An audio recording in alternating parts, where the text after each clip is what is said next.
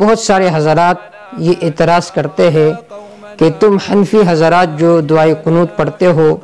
اللہم انا نستعینک ونستغفرک ونؤمن بک ونتوکل علیک ونثنی علیک الخیر ونشکرک ولا نکفرک ونخلع ونترک من یفجرک اللہم ایاک نعبد ولک نصلی ونسجد وإلیک نسعى ونحفد ونرجو رحمتک ونخشى عذابک ان عذابک بالکفار ملحق۔ یہ جو تم دعائی قنوت پڑھتے ہو اس کا جو ثبوت ہے وہ کہاں سے ہے؟ بہت سارے حضرات اعتراض کرتے ہیں، وہ کہتے ہیں کہ بھئی وہ دعائیں پڑھنی چاہیے جو بخاری شریف میں ہے، مسلم شریف میں ہے، جو آپ صلی اللہ علیہ وسلم نے اپنے صحابہ کو سکھائی ہے، جو یہ تم دعا پڑھتے ہو اس کا ثبوت کہاں سے ہے؟ تو اس کا جواب یہ ہے کہ بہت ساری کتب میں یہ دعا منقول ہے، مصنف ابن ابی شیبہ میں بھی ہے، المدونۃ الکبریٰ جلد 1 صفحہ نمبر 100 میں، اسی طرح مراسیلی ابو داود میں، اسی طرح سنن بیہقی میں، کنز العمال میں یہ روایت موجود ہے۔ عن ابن وہب عن معاویہ بن صالح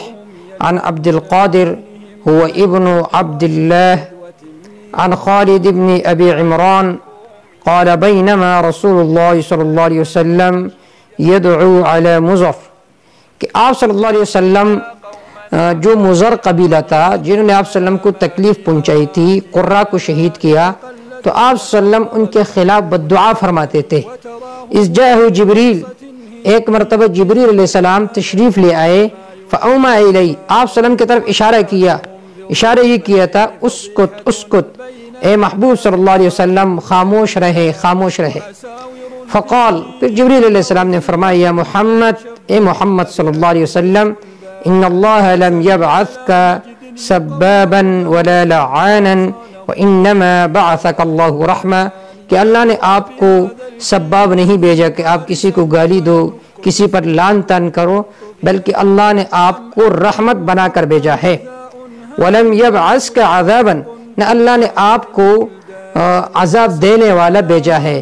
لیس لک من الامر شیء او یتوب علیہم او یعذبہم، کہ